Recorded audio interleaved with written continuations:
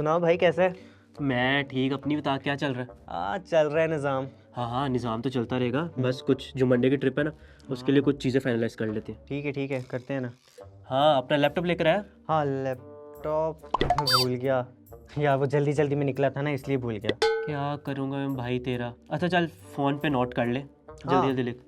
ठीक है, कोई मसला नहीं। वैसे तो अगर मैं फ़ोन पे भी नोट ना करूँ ना, तो एक दफ़ा बोलोगे ना, दिमाग में वैसे फीड हो जाता है। हाँ हाँ, जो दिमाग में फीड होता है ना भाई, पता चल गया, इसलिए तो लैपटॉप घर रह गया।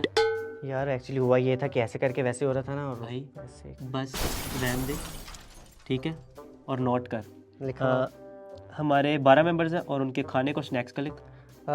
16 मेंबर्स हैं हमारे। 16 कैसे? यार वो हमारे मोहल्ले के लड़के हैं ना 4, उनको भी मैंने इनवाइट किया। भाई तूने उन चारों को ही बुला लिया, तू पहले मेरे से पूछ तो लेता। क्यों, प्रॉब्लम क्या है? अच्छे भले लड़के हैं, शुगल मेला लगाएंगे, इवन हम लोग ज़्यादा इंजॉय करेंगे उनके आने से। भाई बात ये नहीं है, तुझे पता उनकी रेपुटेशन का। क्या रेपुटेशन? मुझे नहीं लगता कि कोई अगर हंसी मजाक करता है तो उससे उसकी रेपुटेशन ख़राब हो जाती है। भाई मजाक मस्ती बुरी चीज़ नहीं है, उनके मजाक से लोग हर्ट होते हैं, और मजाक एक लिमिट तक किया जाए ना, बहुत होता है। और तुझे पता है हम में और उनमें अब बहुत ज़्यादा डिफरेंस है। डिफरेंस? क्या डिफरेंस? मैं ये वाली बात तेरी नहीं समझा। क्या डिफरेंस है? वो भी तो इंसान ही है। भाई मैं यहाँ इंसानियत की बात नहीं कर रहा, और मैं तुझे भी यही कहूँगा कि तू भी दो करैक्टर लेकर नहीं चल सकता। तुझे इन दोनों लाइफस्टाइल में से कोई एक लाइफस्टाइल चूज़ करना पड़ेगा, और मैं नहीं चाहता कि वो लोग आए और फजूल हमारी यूथ को तंग करें या बुली करें। ठीक है, मैं फिर सोच के बताता हूँ, लेकिन ये ना बेवजह का इशू बना रहे हो आप। भाई ये बात इशू की नहीं है, मैं तो तुझे बस समझा रहा हूँ, बाकी डिसाइड तूने ही करना है। ठीक है, मैं सोच के बताता हूँ। और 6 बज गए, मुझे ना एक काम याद आ गया। मैं बस यूँ गया और बस मैं यूँ गया। आता हूँ मैं।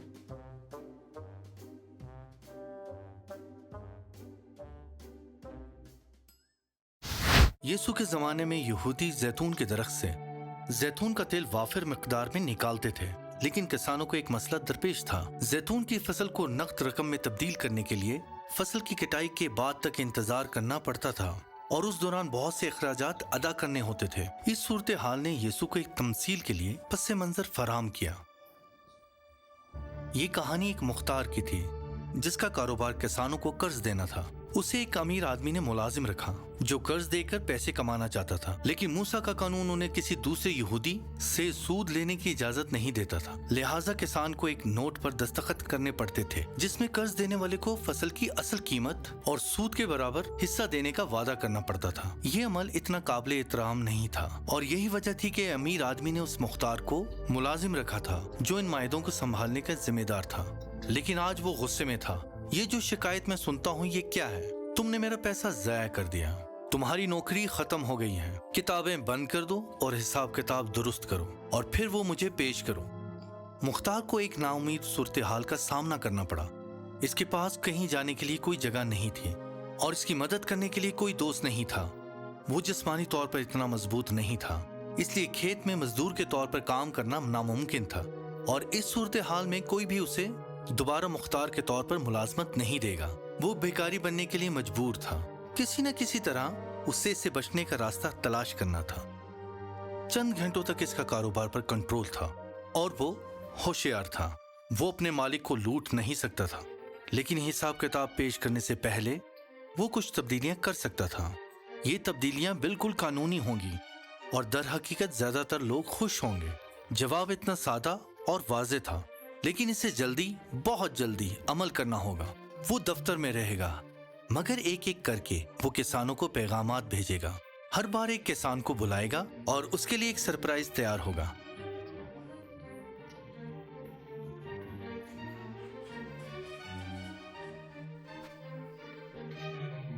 जैतून की फसल एक खतरनाक कारोबार था, इसलिए अगर किसान 50 पैमाने तेल की रकम कर्ज में लेता तो उसे 100 पैमाने वापस करना पड़ते।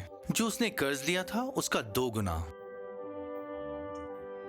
जैतून का काश्तकार फौरन आया। वो जानता था कि कोई मसला जरूर होगा, लेकिन मुख्तार काफी दोस्ताना लग रहा था। तुम पर मेरे मालिक का कितना कर्ज है? उन्होंने कहा तेल 100 पैमाने। मुख्तार ने ऐसा सवाल क्यों किया? आखिर मुख्तार ने ही रकम तय की थी। अपना बिल ले लो और इसे तब्दील करो। 50 लिखो। ये मुफ्त कर्ज था, सूद हटा दिया गया था। जैतून के काश्तकार को शायद ही अपनी खुशकिस्मती पर यकीन हो। मुख्तार ने इसके साथ इतनी फराखदिली क्यों की थी, वो सोच भी नहीं सकता था। लेकिन उसने कर्ज दहिंदा को जो कर्ज दिया था वो सिर्फ आधा रह गया था। चंद लम्हों में दस्तावेज पे मुख्तार ने मोहर लगा दी और ये सरकारी थी।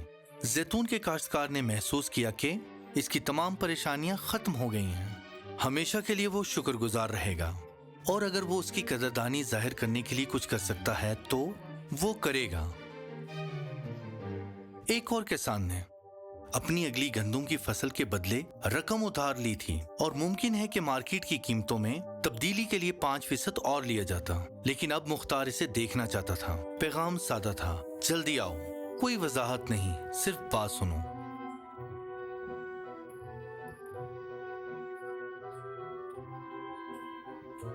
मुख्तार ने एक बार फिर सवाल शुरू किया, आप पर मेरे मालिक का कितना कर्ज है? 100 पैमाना गंदम।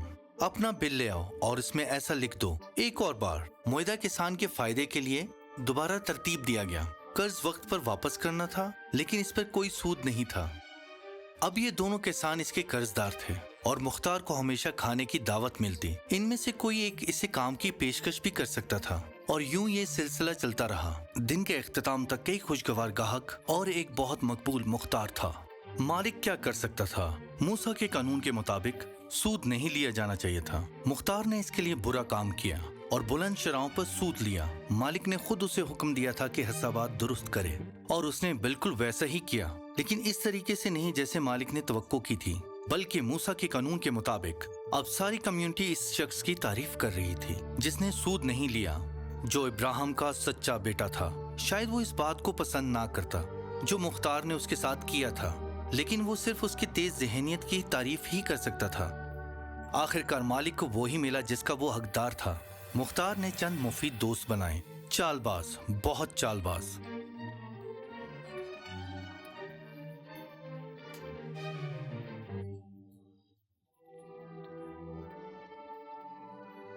शागिर्द अब तक हंसते जा रहे थे जब यसू ने उन्हें एक और सबक दिया। इस जहां के फर्जंद अपने हमजिंसों के साथ मामलात में नूर के फर्जंदों से ज्यादा होशियार हैं। नाराजगी की दौलत से अपने लिए दोस्त पैदा करो ताकि जब वो जाती रहे तो ये तुमको हमेशा के मस्कनों में जगह दे।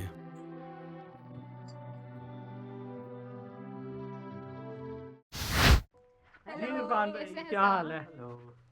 आप कैसे हैं? चलो, good to see you. Hello everyone. Hello everyone. ठीक है हाँ जी। यार, आपकी स्वेटर बड़ी अच्छी है। अभी हमने पैराबल देखी और स्किड गाइस की वीडियो भी देखी। थोड़ी सी मुश्किल लग रही थी तमसील समझने में, लेकिन अभी मौका है कि हम इसको डिकोड कर सकते हैं, अंडरस्टैंड कर सकते हैं कि खुदा हमें इस तमसील में से क्या सिखाना चाह रहा है। क्या उस मालिक की तरह बनना है या क्या हमें उस मुख्तार की तरह बनना है? देखिए, अमूमन जब हम किसी तमसील को पढ़ते हैं और फिर उसे एनालाइज करते हैं तो अमूमन ऐसे होता है कि जो मालिक होता है वो खुदा को ज़ाहिर कर रहा होता है, कोई एक और शख्स होता है जो हमारी इंसानी हालत को ज़ाहिर करता है, और हमें कोई इसी ऐसे शख्स के बिहेवियर की तरफ हमें उसको देखना होता है कि हमें ऐसे करना है। ये तमसील इस वजह से मुनफरद है कि इसमें दो मेन किरदार हमें नज़र आते हैं। एक मास्टर जो है, जो मालिक है, और एक उसका मुख्तार जो उसका स्टूअर्ड है। और दिलचस्प बात यह है कि हमें खुदावंद यीशु मसीह ने इन दोनों की तरह करने का नहीं कहा। हमें इनमें से किसी की तरह एक्ट नहीं करना। हमें इस तमसील में खुसूसन दो तरह के फ्रेमवर्क्स नज़र आते हैं, दो तरह के ख्याल नज़र आते हैं। एक जो आपका वर्ल्डली वे ऑफ लिविंग है, वे ऑफ डीलिंग है, और एक जो आपका आसमानी या रूहानी तरीके से चीज़ों को डील करने का या रूहानी तरह से चीज़ों को देखने का जो हमारा पस मंज़र है वो नज़र आता है। इस तमसील में जो मालिक का किरदार है वो बड़ा हैरान कुन है कि पहले तो वो अपने जो उसका मुख्तार है उस पे वो गुस्सा कर रहा है कि तुमने मेरे साथ जो है वो 2 नंबरी की है, ठीक है। और बाद में जब उसने उसको कहा है कि थोड़ी देर बाद मैं तुम्हें निकाल दूंगा और वो हल निकाल के ले आया अपने मसले का, तो वो हैरान भी हो रहा है और उसको कुछ मतलब उस तरह से कह भी नहीं रहा। लेकिन बाद में उसने क्या किया है कि वो उसके उस फैसले से एक तरह से उसको भी फ़ायदा हो रहा है और वो उस फ़ायदे को देख रहा है कि यार मेरी अच्छी रेपुटेशन इसराइल में बन रही है कि लोग मुझे ये जानेंगे कि मैं इंटरेस्ट नहीं ले रहा उनसे, उनका जो मुआवजा है अपना वो नहीं ले रहा उनसे। बिल्कुल दुरुस्त। और मैं इसमें एक जो अपना पर्सपेक्टिव जो मेरी लर्निंग हुई है उसमें ये है कि जैसे कि वो मालिक उसको एडमायर करता है और कि उसने बड़ी क्लेवरनेस दिखाई और इसने रिसोर्सेज को यूज़ किया। तो हमारा आसमानी बाप जो हमें इसमें से सिखाना चाहता है वो इसको हम अगर थोड़ा सा फॉरवर्ड करके सिर्फ वहाँ पे देखें, उसकी ट्रिक करना हमें खुदा नहीं सिखा रहा कि हमें ट्रिक करके कुछ ऐसा करना है, बल्कि वो हमें जो ये सिखाना जो चाह रहा है कि हमने अपने रिसोर्सेज को यूज़ कैसे करना है, ठीक है। और दूसरी चीज़ ये कि जो रिसोर्सेज हैं वो को बेसिकली अगर हम उसको देखें कि हम अपने एक बीज है हमारे पास और हमने उनकी फसल बोनी है, ठीक है। और हम फसल बोते हैं पर उसका जो असल फल है वो हमें खुदा की बादशाहत में हमें मिलेगा। तो उसी को फोकस करते हुए हमें इस पे आगे बढ़ना है। बिल्कुल, आपकी बात को ही मैं नेक्स्ट करूँगी कि हमारे इंसानी एक फितरत है कि हम बिलीव करते हैं इमीडिएट रिस्पॉन्स पे। किसी भी चीज़ को अगर हम कुछ भी काम कर रहे हैं, बीज बो रहे हैं, तो हम चाहते हैं कि एक तो वो जल्दी से उसका फल हमें नज़र आ जाए और इसके बाद हम ये भी बिलीव करते हैं कि एटलीस्ट हमें नज़र तो आए। लेकिन इस सारे भाई की बात से मैं देखती हूँ कि आसमान पर हमें बहुत सारी चीज़ों का अजर मिलता है और हमें दुनिया में रहते हुए शायद उन चीज़ों का जो हम अपने रिसोर्सेज को इस्तेमाल कर रहे हैं खुदा की बादशाही के लिए, उसका अजर यहाँ नज़र नहीं आ रहा, लेकिन आसमान पर उसका अजर हमें ज़रूर मिलेगा। और एक जो ख़ास बात है वो ये है कि खुदा यीशु मसीह ने बड़ी खूबसूरत बात की कि नाराज़गी की दौलत से अपने लिए ऐसे दोस्त पैदा करो जो तुम्हें मस्कनों में जगह दें। इसका क्या मतलब है? नाराज़गी की दौलत से ये मुराद है कि वो वेल्थ, एक बात मैं क्लियर कर दूं कि ये जो पैराबल है ये फाइनेंशियल स्टूवर्डशिप के ऊपर है। तो वो वेल्थ नाराज़गी की दौलत से मुराद है एक ऐसी दौलत जो हम इस दुनिया में कमाते हैं, मेहनत करके, जिस तरह से हम काम करके कमाते हैं, इस दुनिया की कमाई। अब हम एक तो ऐसे कर सकते हैं कि उस मुख्तार की तरह इस दुनिया की कमाई से इस दुनिया में कनेक्शंस बिल्ड करें, रिलेशंस बिल्ड करें जो मुसीबत के वक्त हमारी मदद कर सके। या एक क्रिश्चियन बिहेवियर ये हो सकता है कि हम इस दुनिया की दौलत से या यहाँ जो हमारे पास रिसोर्सेज हैं ऐसी इन्वेस्टमेंट करें जिसका प्रॉफिट हमें इस दुनिया में नहीं बल्कि आसमान की बादशाही में मिलेगा। और ऐसे रिलेशंस बनेंगे, ऐसे रूहानी रिश्ते बनेंगे जिसका जो कह लो कि जो रिश्ता है हम जाकर आसमानी मुकामों पर इंजॉय कर सकेंगे। हमने जो स्किड गाइस की वीडियो है उसमें भी देखते हैं जो एक दोस्त है उसकी बड़ी डुअल पर्सनालिटी और कैरेक्टर नज़र आ रहा है। एक अपनी पर्सनालिटी से वो अपने चर्च के यूथ मेंबर्स को इम्प्रेस करना चाह रहा है या उनमें फ़िट इन होने की कोशिश कर रहा है, और एक इसकी जो पर्सनालिटी है वो उन दोस्तों के साथ फ़िट इन होना चाह रहा है जिनका इमेज इतना अच्छा नहीं है। तो हम इंसान होते हुए हम भी दो ज़िंदगियाँ जी रहे हैं, एक रूहानी ज़िंदगी और एक दुनियावी ज़िंदगी। रूहानी ज़िंदगी से हम खुदा को खुश करना चाह रहे होते हैं और अपनी दुनियावी ज़िंदगी से हम लोगों को खुश करना चाह रहे होते हैं। बिल्कुल ही। और यहाँ पे मतलब जो उसमें हमें इंडिकेशन मिलती है कि दो मालकों की सर्वेंट नहीं बन सकते हम, ठीक है। और इसमें अगर उसको हम बाइफिरिकेट करें तो उसमें एक है स्पिरिचुअल साइड जो कि गॉडली साइड है और दूसरी है वर्ल्डली साइड जिसमें हमारे जितने जो वर्ल्डली हमारी विशेज़ हैं या जो हमारे रिसोर्सेज हैं उसको लिए है। अब हमारे पास जो रिसोर्सेज हैं वो हम खुदा ने हम सबको मुख्तलिफ तौर पर रिसोर्सेज दिए हुए हैं और हमने उनको यूटिलाइज़ कैसे करना है ये हम पर है। दूसरी चीज़ ये कि उन रिसोर्सेज को हमने इस तरह से इस्तेमाल करना है कि खुदा की, जैसे भाई ने बताया कि जो हम जो असल जो इन्जॉयमेंट है वो किंगडम ऑफ गॉड में हम इन्जॉय करें। मिसाल के तौर पर अगर आप रिसोर्सफुल हैं, I am specifically talking about के हम वेल्थ की बात कर रहे हैं, ठीक है। और आप जो उसको लेट्स फॉर एग्जांपल आप किसी की एजुकेशन को स्पॉन्सर करते हैं, ठीक है। और वो कल का जो है वो फर्दर अगर लेट्स से ही become some maybe become a pastor और maybe serve the community in any way, तो उसका जो रिसोर्सेज जो आपने इसमें इन्वेस्ट किए, ठीक है, और वो खुदा के नाम के लिए जलाल के लिए इस्तेमाल हुआ, तो वो जो आपने दोस्त जो इटली ये नहीं बल्कि जो उससे फ़ायदा हासिल किए, जो रूहें ऊपर आसमानी बाप के पास गईं आपकी इन्वेस्टमेंट की वजह से, आपके बीज बोने की वजह से, वो एक लिटरल मीनिंग जो है वो बड़ा ज़बरदस्त हमें हमारे सामने आता है। जैसे कि दो दुनिया की बात हो रही है, तो दो दुनिया में हम देखते हैं स्किट में, जैसे हमने देखा कि वो लड़का एक तरफ अपनी यूथ को लेकर चलना चाहता था साथ में, और दूसरी तरफ अपने उन फ्रेंड्स को भी जो कि जिनकी इमेज अच्छी नहीं है।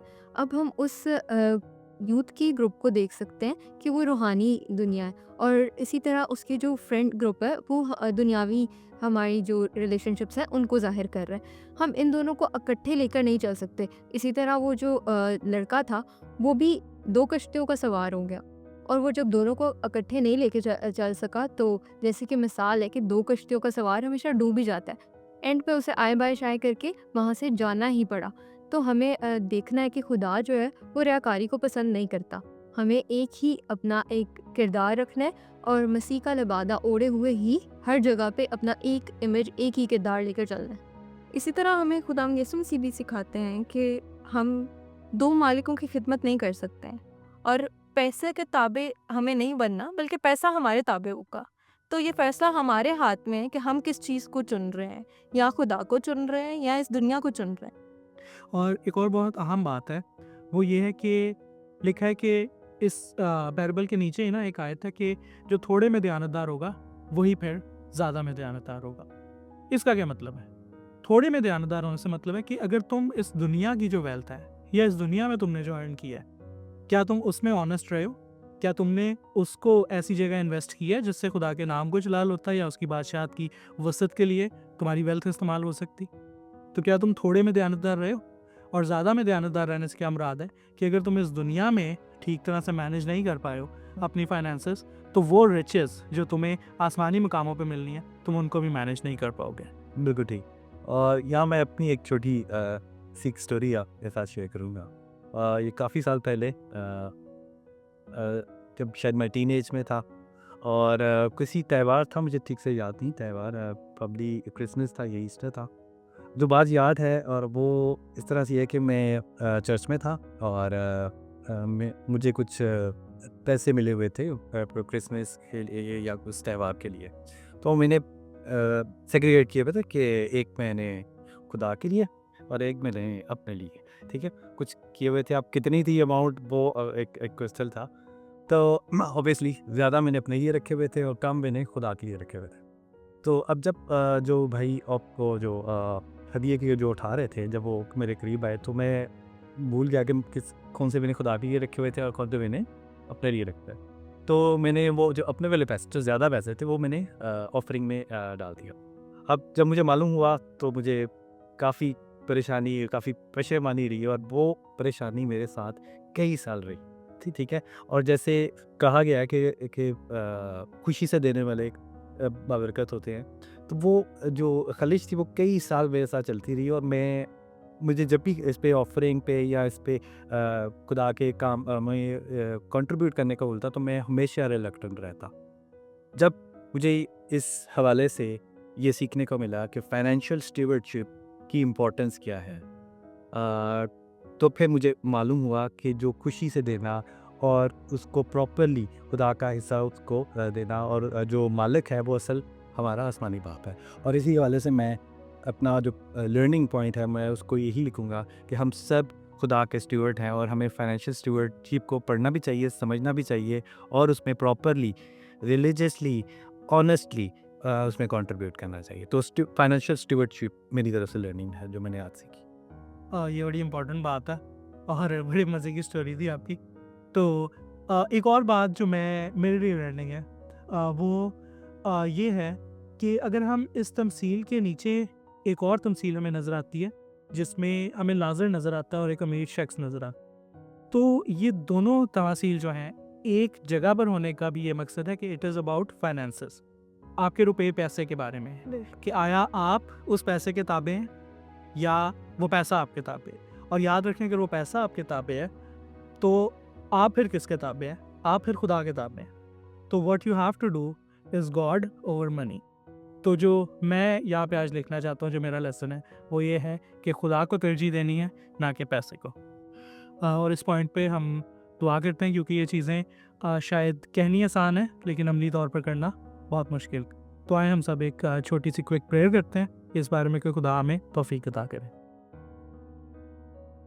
आसमानी बाप, मैं शुक्रगुजार हूँ तेरी मोहब्बत के लिए और उन तमाम स्पिरिचुअल और मटेरियल ब्लेसिंग्स के लिए दुआ में देता है, बल्कि कि हम इस ज़रूरत को समझ सकें कि ये जो सारी प्रॉपर्टी है, ये जो सारे फाइनेंसेस हैं, ये जो सारी बरक़ात हैं और ये जो सारे टैलेंट्स हैं, इनके मालिक हम नहीं हैं, हम महज़ मुख्तार हैं। इनका हकीकी मालिक तू है और हमें इस तरह इस्तेमाल करना है कि हम तेरे जलाल के लिए, तेरे नाम के जलाल के लिए, तेरी बादशाही की वसअत के लिए और तेरे लोगों को सुख पहुँचाने के लिए इस्तेमाल कर सकें।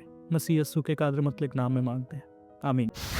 आज हमने 2 तमासील को देखा है, एक जिसमें एक मालिक है और उसका मुख्तार है जो दयानतदार नहीं है, और फिर हमने लाज़र और उस अमीर शख्स की तमसील को भी देखा। अजीज़ों, इसका मतलब जो है वो बड़ा सादा है कि आपकी जो दौलत है, आपका धन है, वो आपका नहीं है बल्कि खुदा का है। आप बस उसके मुख्तार हैं और ये आप पर है कि आप एक अच्छे मुख्तार बने। आप सब कुछ सुनाया गया, हासिल कलाम ये है कि खुदा से डर और उसके हुक्मों को मान, कि इंसान का फ़र्ज़ कुली यही है। अगर आपकी कोई स्टोरी है, आपके फाइनेंसेस से रिलेटेड कोई ऐसी कहानी है जो हमारे लिए या दूसरों के लिए तकबीयत का बायस हो, पाकिस्तान के फेसबुक पेज पर ज़रूर शेयर करें। इस एपिसोड में बस इतना ही। खुदा हाफ़िज़।